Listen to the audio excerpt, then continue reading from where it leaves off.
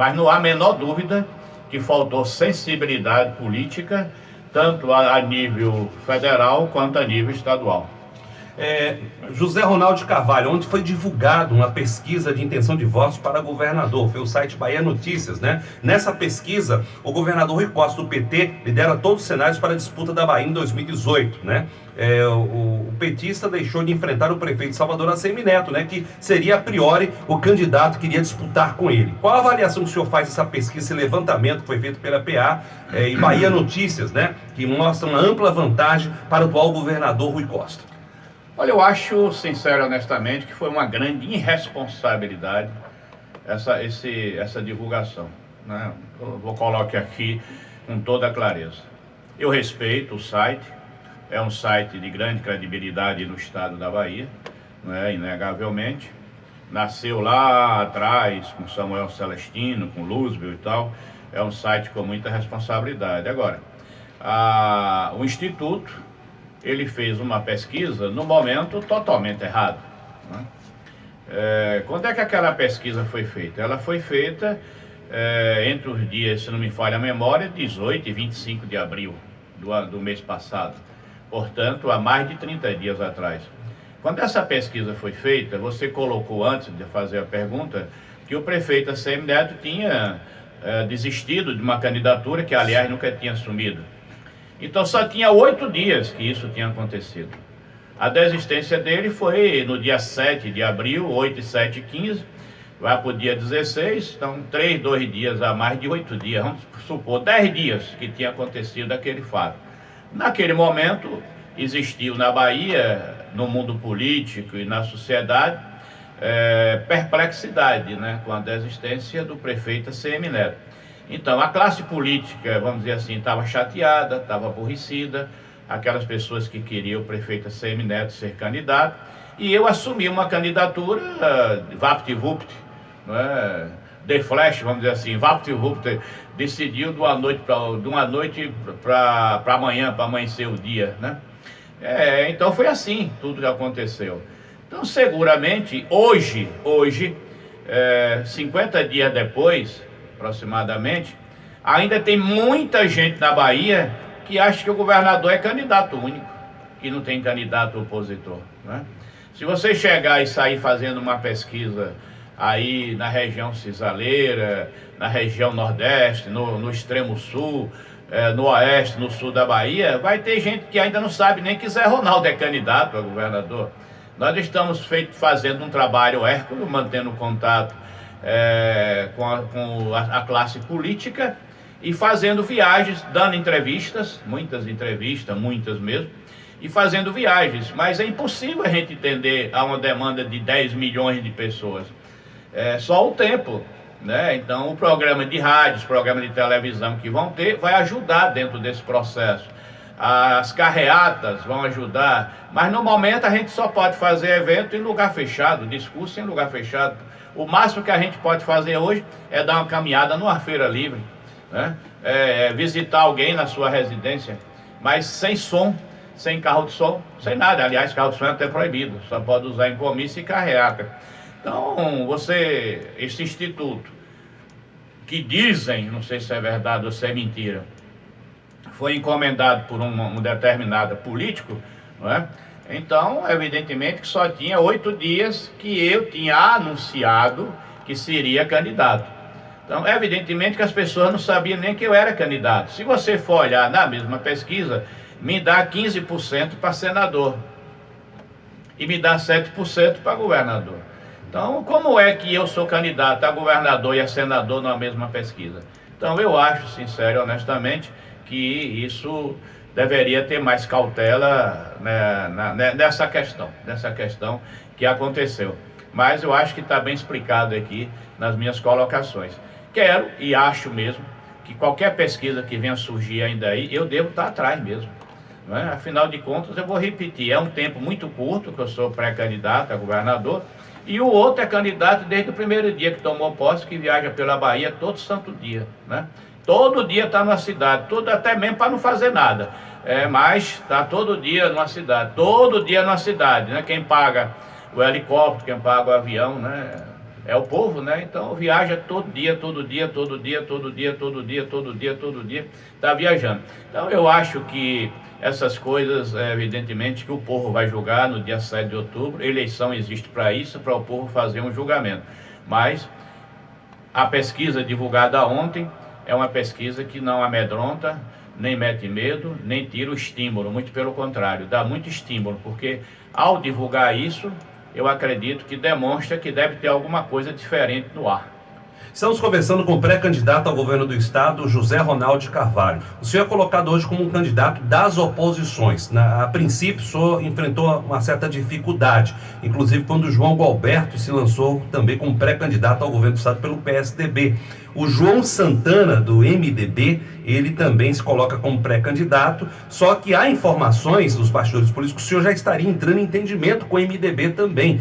Como é que está essa situação? Sexta-feira houve um grande evento, inclusive o senhor esteve em São Paulo, né, para poder se encontrar com o Geraldo Alckmin, ex-governador, que é pré-candidato à presidência da República. Gostaria que o senhor explicasse sobre isso, assim, sobre essas articulações, sobre esses entendimentos em torno da sua candidatura. Eu vou lá para a sucessão presidencial, depois eu volto para a sucessão estadual.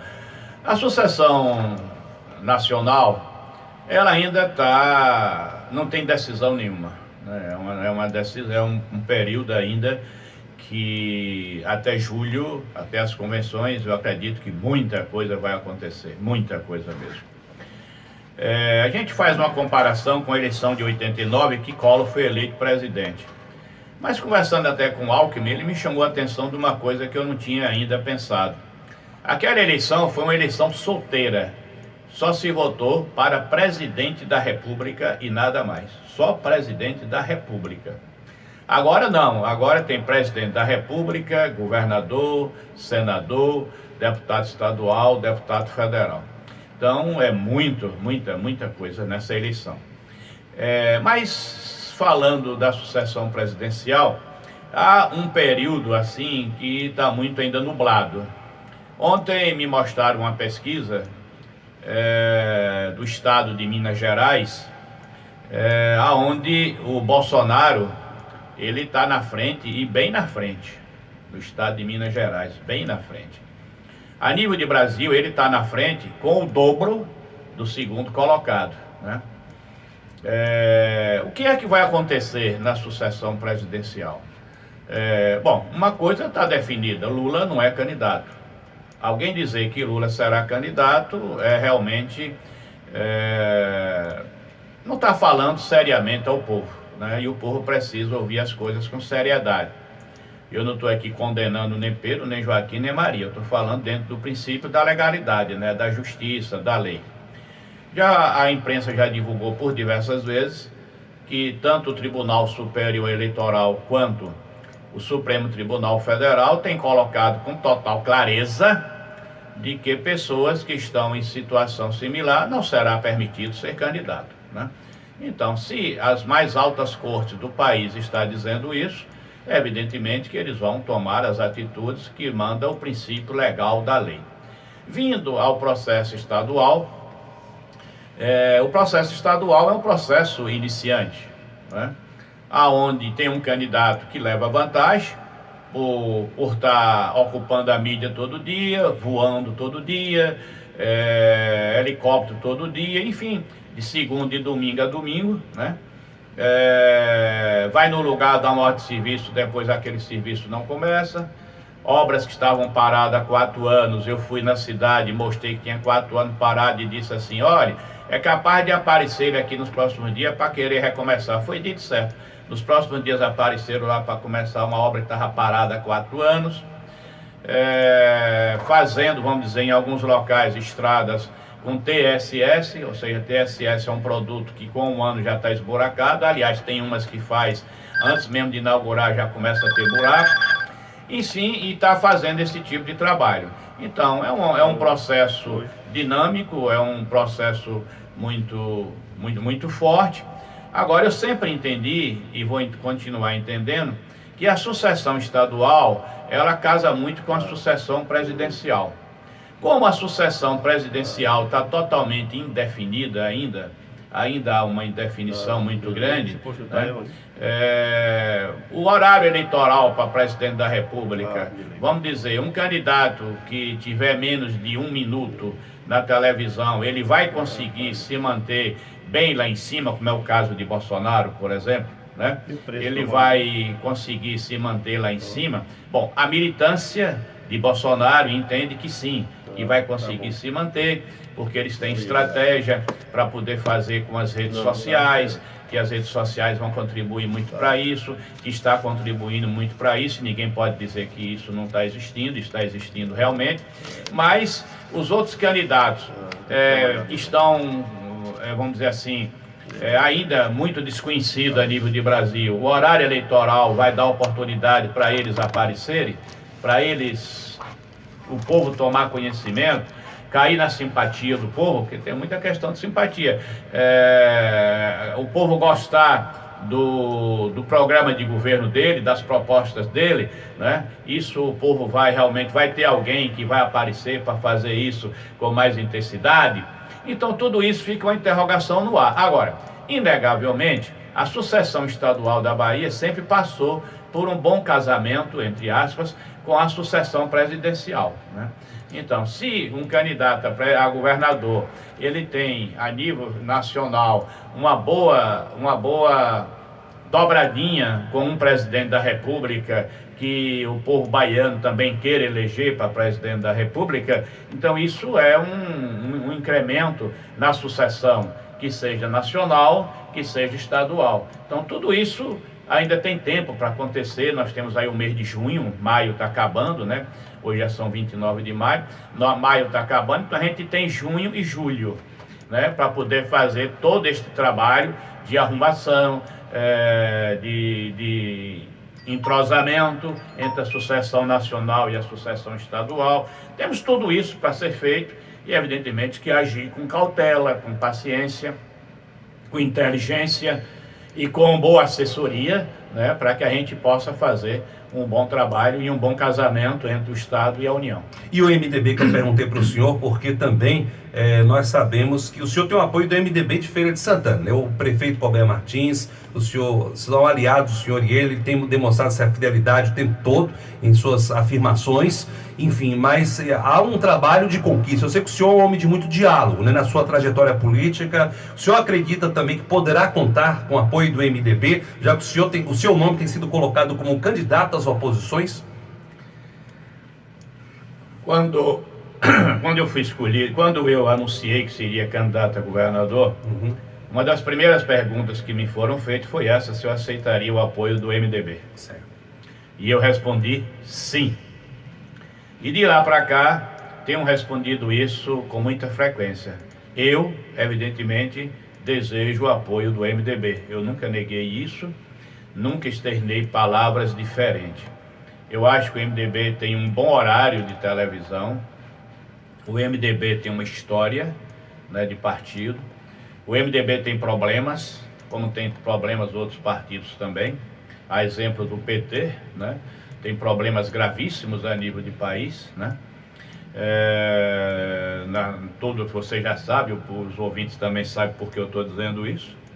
Então, eu entendo que há uma importância estratégica eleitoral que é importante a presença do MDB. Aí se você pergunta, assim como você conversou com o PSDB, conversar com o PSDB, que terminou o PSDB apoiando, você entende também de que há esta possibilidade do MDB? Não, há uma diferença aí nesse processo. Eu ainda não conversei com o MDB. Tive um encontro casual, domingo, na cidade de Irará.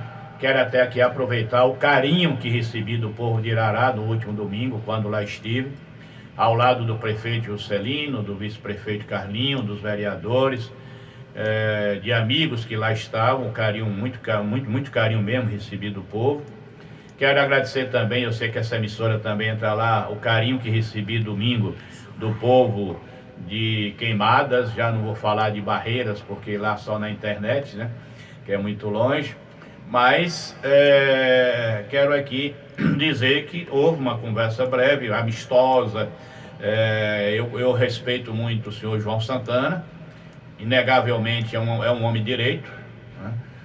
Todo mundo diz isso do senhor João Santana, então eu não estou aqui para dizer diferente, é um homem de direito, né? E evidentemente que acredito que o tempo vai ser um bom conselheiro para que a gente possa fazer o melhor para a Bahia. Eu sempre entendo que o bom num processo político é a união. Eu nunca entendo que separação é bom. Eu entendo que a união é bom. Então, se o PMDB desejar nos apoiar, eu receberei esse apoio do MDB. Como ele tem candidato, o partido, eu não posso ficar botando o carro diante dos bois. Sempre nas entrevistas que antecederam o seu anúncio como pré-candidato ao governo do estado da Bahia, o senhor dizia da sua intenção em ser candidato ao Senado, né? O que foi que ocorreu de fato? Porque o nome que era colocado pela mídia, inclusive, pelo próprio grupo político, era de ACM Neto, que é o prefeito de Salvador. O que de lá para cá aconteceu? Houve alguma pressão para que o senhor fosse candidato a governador? Não, pressão não. Houve os fatos que são já públicos, né, que todo mundo já está sabendo. Nós desejávamos que Neto fosse candidato a governador. Neto nunca afirmou que seria, mas nós insistíamos para ele ser. Como as pessoas insistiam em ele ser candidato a governador, então evidentemente que eu trabalhava com a hipótese de ser candidato ao Senado Federal. Eu entendia que eu sendo senador, eu podia muito contribuir com a Bahia e contribuir também, é claro, com Feira de Santana, né? Feira de Santana é uma parte importante da Bahia e é claro que faria parte de todo este trabalho. Mas, como a Neto realmente não assumiu, nós precisávamos, naquele momento, de uma atitude que fosse no mesmo nível. Assim como causou impacto a não candidatura dele, nós precisávamos de uma ação forte, enérgica, firme, de uma decisão para contrapor a isso, né? E nós tomamos essa decisão, né? Uma decisão de assumirmos a candidatura ao governo do Estado. Para tanto, evidentemente, que eu tive o estímulo de muita gente, né, para poder tomar esta atitude. E tomei de forma consciente, de forma responsável, de forma corajosa, como eu sempre fiz tudo ao longo da minha vida, né? Todo mundo sabe que eu comecei a trabalhar com 12 anos de idade, portanto foi um ato assim firme de Zé Ronaldo menino e que perdura até hoje ao longo da minha vida, né? Então eu quero aqui agradecer os apoios que eu venho recebendo. É uma luta titânica, né? Mas é uma luta gostosa, porque quando você faz isso com amor, com carinho, com respeito, com determinação, coragem, humildade, fé em Deus, que sempre foi inabalável, né? Evidentemente que você faz uma coisa com espírito aberto, mas com espírito de determinação. E isso eu estou fazendo realmente com muita força. Vamos falar agora das propostas administrativas, o senhor como pré-candidato ao governo do Estado. Nós sabemos que a saúde é um grande gargalo, temos aí a situação da regulação, que deixa várias pessoas que às vezes precisam do atendimento público de saúde até em situação difícil. Gostaria que o senhor comentasse sobre essa atual política de regulação do governo do Estado e qual a proposta o senhor teria em termos de mudança caso o senhor seja eleito governador da Bahia. Não pode continuar como está. Continuar como está é um crime, né? Continuar como está é as pessoas morrerem como estão morrendo pela Bahia inteira, pelo mau funcionamento dessa central de regulação e pelo mau funcionamento da gestão hospitalar. Você ficar com um paciente 6 meses dentro de um hospital para poder fazer uma cirurgia no fêmur, um fêmur que quebrou, por exemplo, é um absurdo. É um absurdo contra o paciente e é um absurdo contra os pacientes que se encontram na central de regulação. Eu vou explicar isso no mínimos detalhes. Um paciente desse, se ele chegar, vamos dizer, na casa de saúde, no EMEC, ele vai operar imediatamente. Ele vai fazer os exames pré-operatórios. Contando aqui no meio. E ao fazer os exames pré-operatórios, ele vai imediatamente fazer a cirurgia, se não no mesmo dia, no dia seguinte, vai fazer a cirurgia. E vai acontecer o quê? Com pouquíssimos dias, 5 dias, 6 dias, 8 dias, o paciente vai para casa, operado, E aquele leito, aquela cama, aquele leito, vai ficar desocupado. E vai acontecer o quê? A pessoa que está na central de regulação vai ser imediatamente levada para aquele leito. Se você tem no hospital 20 pacientes internados em um hospital, com o mesmo tipo de procedimento, não é? Não operou porque falta material, não operou porque às vezes faltou o médico, não operou porque faltou equipamentos, essas coisas todas. Então, evidentemente que essa fila fica gigantesca e a pessoa morre numa fila que ele não enxerga, que ele não está vendo, mas que chama-se Central de Regulação. Sendo governador da Bahia, imediatamente será a primeira providência que eu tomaria. O que é que eu for? Bom, se eu for eleito em 7 de outubro, o que é que eu vou fazer? Eu vou, outubro, novembro e dezembro, escolher uma equipe para comandar a Secretaria de Saúde, e evidentemente esta equipe já vai fazer um planejamento para que na primeira semana no governo a gente tome uma decisão emergencial no sentido de resolver essa questão da central de regulação. Então nós vamos constituir uma equipe que vai imediatamente apanhar a situação dos hospitais do estado todo e fazer um pente fino em tudo isso. Nós vamos fazer todos os pacientes que estiverem dentro do hospital esperando cirurgia, nós vamos tomar uma atitude administrativa enérgica para que façam as cirurgias imediatamente. Médicos, nós vamos providenciar. Equipamentos, nós vamos providenciar. Porque isso é uma questão emergencial, né? Então nós vamos providenciar. Aí você abre os leitos. Vamos que você faça isso aqui em Feira, em 20 leitos, em Salvador, 200 leitos, em outros hospitais do interior, mais leitos. Então a gente imediatamente vai zerar a central de regulação. E isso vai resolver dessa maneira tão somente? Não.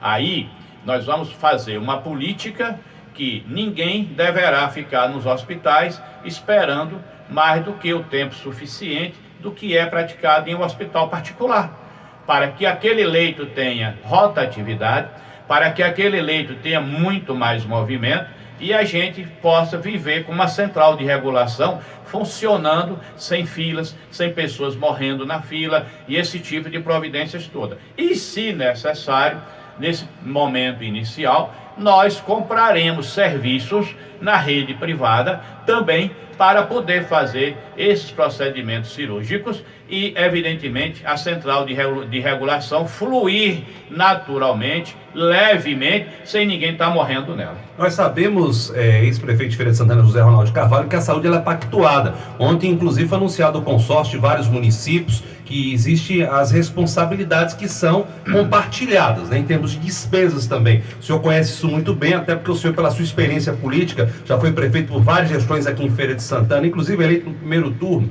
A partir dessas responsabilidades, né, a gente sabe que existem despesas, né? Como é que isso pode ser feito com os municípios? Alguns municípios de pequeno porte, às vezes usam como estratégia colocar o paciente na ambulância e mandar para grandes centros, como acontece com Feira de Santana. Isso acontece também na capital baiana. Gostaria que o senhor falasse sobre isso, né? Porque é um tipo de situação, quando a pessoa está doente, né? Quando chega no hospital, nos grandes hospitais da Bahia, existe a questão da responsabilidade com a vida, enfim, como lidar com isso, né? Porque no interior não se tem, o senhor está visitando várias cidades, sabe dessa necessidade, não se tem praticamente nada em termos de estrutura, né? O que fazer? Olha, eu vou falar um pouco sobre isso para fazer um pente fino sobre isso tudo, um raio-x, tá? Vamos falar sobre a Policlínica. A Policlínica é um projeto que surgiu, no qual o governo, Estado, tomou a iniciativa, mas que é pago, dinheiro, ele é pago. A maioria do dinheiro pago para manter isso serão as prefeituras. Então, a Prefeitura de Feira de Santana, que só vai ter direito de usar 40% da sua população para fazer esses exames que vai fazer lá, ou estas consultas, e os municípios faz parte da região de Feira de Santana, um número assim na minha cabeça, não sei todos, mas hoje eu sei que tem Tanquinho, Santa Bárbara, Conceição de Jacuípe, Amélia Rodrigues, Coração de Maria, Irará, Santo Estevão, Ipecaetá, Antônio Cardoso, São Gonçalo. Enfim, esses municípios que fazem parte desse consórcio, eles pagam para este serviço. Então, 60% será custeado pelo município, já descontado no ICMS. Então, quando o ICMS vir para a Feira de Santana, já vem descontado. Parece-me que Feira de Santana é R$250 mil, já vem descontado. Então, é uma bolada boa. É mais de 2 milhões ano que a Prefeitura de Feira vai pagar para funcionamento desta policlínica. Os municípios menores também vão fazer seu pagamento, ou seja, vão sangrar também das suas receitas, evidentemente, para poder fazer estes atendimentos. Essa policlínica, se ela vai fazer a consulta mais fácil, vamos dizer, de cardiologia, se ela vai fazer uma consulta mais fácil de neurologia, se ela vai fazer uma consulta mais fácil de proctologia, ela vai, por seu turno, detectar também um tumor num paciente também com mais facilidade. Agora, ela não vai resolver o problema. Por quê? Porque nesse caso, quando se detecta que tem que fazer uma cirurgia urgente, porque vai para a central de regulação o paciente. Então, se esse paciente vai para a central de regulação, evidentemente que o povo já está sofrendo horrores na fila da central de regulação. Então, o que vai acontecer é acumular pacientes, é aumentar o número de pacientes na central de regulação e, evidentemente, que você vai ver muito mais reclamação no ar no que se refere a esse tipo de procedimentos. A questão outra hospitalar, eu quero aqui externar. Por exemplo, o governo inaugurou um hospital em Ilhéus. Há uma revolta em Ilhéus. Por que há uma revolta em Ilhéus? Porque Ilhéus tinha um hospital. Uma cidade histórica como Ilhéus tinha um hospital chamado Hospital Regional de Ilhéus, que funcionava muito bem. Então, o governo prometeu fazer um hospital lá, fez o hospital, que fica entre Ilhéus e Itabuna, fica bem pertinho de Itabuna, e fechou o hospital regional. Então, trocou 6 por meia dúzia. Então, não aumentou o número de atendimento.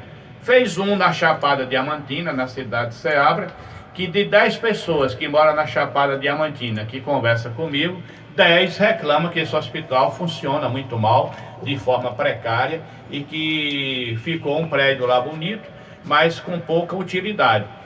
Em Salvador, por exemplo, inaugurou um hospital chamado Hospital da Mulher. Esse prédio, onde é o Hospital da Mulher, era o antigo PAN do Roma. Era um prédio que já existia, que funcionava o PAN. PAN era um órgão de saúde que existia, federal, e funcionava lá em Roma. Esse serviço acabou e fizeram uma reforma no prédio e implantaram esse hospital de mulher para fazer cirurgia de mioma, útero, essas coisas ligado à mulher, né? Mas ligado a isso, o Estado tinha umas UPAs em Salvador, fechou as UPAs de Salvador, né? Então o Estado está fazendo isso, abre um negócio no canto e fecha em outro canto, né? Para poder fazer. Por quê? Porque eles continuam gastando 12,5% na saúde. Então, se você gasta 12,5%, 12 é obrigatório. É como 15 para o município. Ao Estado é 12. Então, se você gasta apenas 12%, evidentemente que ele não é suficiente para fazer uma saúde melhor. É preciso o Estado investir mais na saúde para que, evidentemente, amplie os serviços para a sociedade, para a comunidade, e o povo fique sofrendo menos. Nós estamos conversando com o pré-candidato ao governo do estado, José Ronaldo de Carvalho. Apenas aqui, fazendo uma janela aqui, né? As pessoas estão ansiosas por informações sobre a paralisação dos caminhoneiros. Olha, nosso colega Dalício ligou falando que o reabastecimento dos postos já estão acontecendo, né? Aqui em Feira de Santana já tem postos sem fila. O preço da gasolina, para quem perguntou, é R$ 4,54 por litro. Então tá aí, os serviços já estão voltando à normalidade, né? Alguns pontos de interdição estão deixando de existir aqui na região de Feira de Santana. Então, a notícia positiva positivo. Em alguns estados também, nós temos a informação agora também que os serviços já estão voltando à normalidade, mas ainda não está na sua totalidade. Então, a população está sendo informada nesse momento, né? Tomara que isso se resolva o mais rápido possível. Estamos conversando com o ex-prefeito de Feira de Santana, José Ronaldo de Carvalho. Segurança pública, candidato ao governo da Bahia. É um dos grandes problemas que nós temos aqui na nossa sociedade, o número de homicídios também, inclusive isso tem vitimado muitos jovens, né, principalmente pessoas, nós estamos no estado de um grande número de afrodescendentes. As principais vítimas são as pessoas que moram no subúrbio das grandes cidades, né, e infelizmente são pessoas de cor negra, né? Qual a avaliação que o senhor faz sobre os índices de violência? O que o senhor faria caso o senhor se elegesse governador da Bahia em termos de proposta, de mudança na segurança pública aqui do nosso estado? A política implantada pelo governo da Bahia na segurança pública, ela é extremamente insensível, né? Toda hora que morre uma pessoa diz, isso foi a droga, isso foi o tráfico, isso foi aquilo outro. É uma falta de sensibilidade humana impressionante. E você colocou aí muito bem que na sua ampla maioria são pessoas de origem humilde, não é? E de cor negra, né? Então isso é muita falta de sensibilidade do governo. Eu quero aqui dizer que, assim como eu disse lá atrás, que a saúde você gasta 12,5% na Bahia, a segurança pública gasta menos de 5%, né? Num estado tão grande, num estado tão gigantesco. Eu estava há poucos dias conversando com os policiais em Salvador, me fizeram uma visita, e eles me disseram que botam 5 litros de gasolina numa viatura, ela roda 5 litros, dá para rodar o quê? 60 quilômetros, 50 quilômetros, né? Por aí, no máximo. Então ele roda um pouquinho, quando ele vê que vai acabar a viatura, ele para a viatura no lugar e fica ali dando àquelas pessoas que estão morando ao redor que aquilo ali é uma estratégia para dar segurança às pessoas, né? A impressão de segurança às pessoas, até mudar o turno. Trabalha 12 horas, aí quando dá 12 horas entra outro grupo que bota mais 5 litros. Palavras deles ditas para mim, né? Como se está agindo. Então, evidentemente que, aliado a isso, a polícia não tem os equipamentos necessários. Se você conversar com qualquer policial aí, ele vai dizer isso, né? A polícia, evidentemente, que tem seus problemas remuneratórios, né? A polícia não tem quantidade suficiente de pessoas. Uma política que, para você levar um carro da polícia para uma cidade, se faz solenidade, solta foguete. Autoridades vai tirar foto com aquele carro no lugar, né? Como eu já vi fazer isso em humildes, botar um carro e tirar uma foto e divulgar nas redes sociais. Então eu acho que na hora que se faz segurança pública desse estilo, dessa maneira, evidentemente que não está sendo levado a sério isso, né? Não está sendo levado a sério. A Bahia tem um terço da população de São Paulo. E o número de mortes que acontece na Bahia, ela é muito superior